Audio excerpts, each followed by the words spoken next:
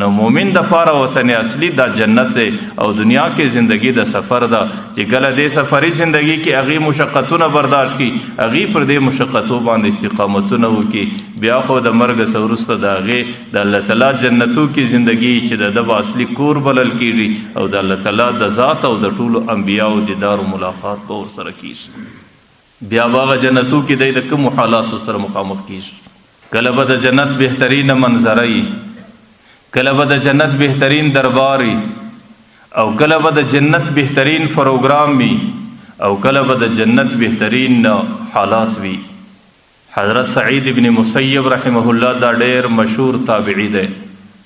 او د خپل وخت کې ډېر لوی ولی الله تعالی پیدا کړ د حضرت ابو هريره رضی الله عنه شاګرد دی یو ورځ حضرت ابو هريره رضی الله عنه مدینه منوره کې بازار لره روان دی د مدینه بازار لرازي نو هغه شاګرد حضرت سعید ابن مسیب هم در لاسونی وي ورته سړی راځه بازار ته ورس لکه عام طور استاد کله بازار لزینو د هغې سره شاګرد ورسره د خدمت په خاطر یا د نور څه په خاطر چې کله هغه استاد بازار کې سره واخلي نو هغه شاګرد ورته وایي چې ماته په لاس راکړه چې کله بازار له راورسېدو نو حضرت ابو هريره رضی الله عنه ورته سعیده لکه څنګه چې د مدینه او د دنیا په بازار کې سره مرګري یو الله تعالی دې مې د جنتو په بازار کې مداسې سره مرګري کی دا د صحابه کرام عادت دا د پیغمبر علیه الصلاۃ والسلام عادت چې کله په دنیا کې یو منظره را لمخته د دې سره به دا بیره ور پیدا سوله چې د دې منظرې په خاطر باندې انسانان د آخرت څخه غافل نسی دستي به د جنت او د آخرت خبره په دماغ کې ورکوله ورته سعیده لکه څنګه چې د مدینه په بازار کې مرګري او الله تعالی دې مې د جنت په بازار کې سره مرګري او ما درته ویل حالانکه د دنیا کار کوي خرید او فروخت کوي رانیول کوي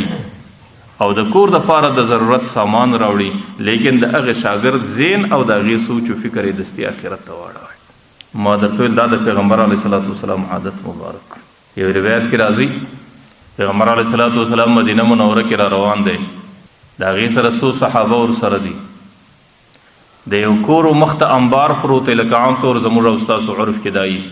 هغې انبار باندې د بزې یو کوچنی بچی مردار سوی او حیوانانو سره څیرلی پروت دی پیغمبر علیه صلات وسلام صحابو ته وایي دا بچی د بزې څوک په یو دراهم رانسي من یشتریه هذا بدرهم په یو دراهم یې څوک غواړي هغه صحابه ورته وایي د الله رسوله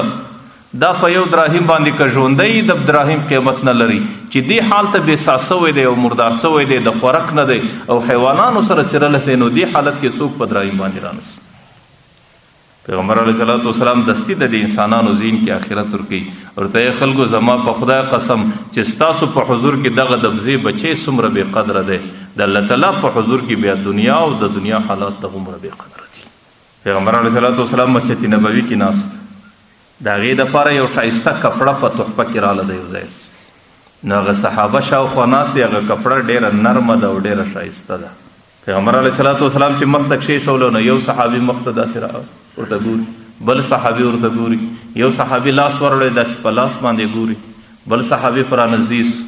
پیغمبر علیه صلات وسلام سره دستي دا خوف پیدا سو چې داسې نه وي د دې انسانانو په دماغ کې بس دغه د دنیا دسمال او کپړه ورکړي دی وخت کې حضرت سعد بن معاذ شهید سوی و دی ورته وایي ورته والله لمنادل سعد بن معاذ احسن من هذا في الجنه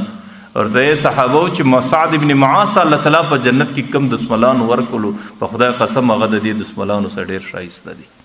نو د صحابه زین او فکر یې دستي د دې کپړې څخه آخرت ته واړوي نو حضرت ابو هريره رضی الله عنه هغه شاګرد ته وایي ورته بچی د دنیا په بازار کې خو سره مرګري یو الله تعالی دې مې د جنت په بازار کې هم دغسې یو ځای سره مرګري کړي حضرت سعید ابن مسیب حیران سو ورته حضرت په جنت کې هم بازار سته هغه ورته یو په جنت کې بچی بازار سته حضرت سعید ابن مسیب ورته وایي ای دا حضرت چې موږ خود دا اورېدلی دي چې په جنت کې خرید او فروخت نسته په جنت کې بیع او شران نسته په جنت کې رانیول او خرڅول نسته نو بازار خو یې د دې دپاره په جنت کې به څنګه بازار حضرت ابو هريره ورته بچی ما د پیغمبر علیه السلام څخه په دې خپلو خوږو باندې اورېدلی دي چې جنت کې الله تعالی د جمعې په ورځ باندې بازار جوړوي او د جمعې په ورځ باندې انسانان ټوله د بازار ته راځي او په دې بازار کې د بازار هغه بهترینه منظره